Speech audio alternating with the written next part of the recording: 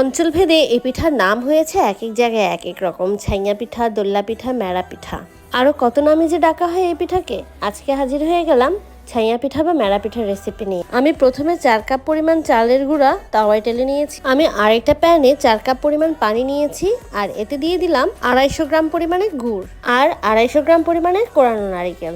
গুড়গুলো যখন গলে আসবে তখন এই পর্যায়ে আমি টেলে রাখা সেই চালের গুঁড়োগুলো দিয়ে দিব। 20 মিনিটের মতো ঢাকনা দিয়ে ঢেকে সেগুলো সেদ্ধ করব। এই 20 মিনিটের মধ্যে একবারও আমি ঢাকনাটা উঠাইনি। এরপর নামিয়ে সেগুলো ভালো মতো মেখে নিব।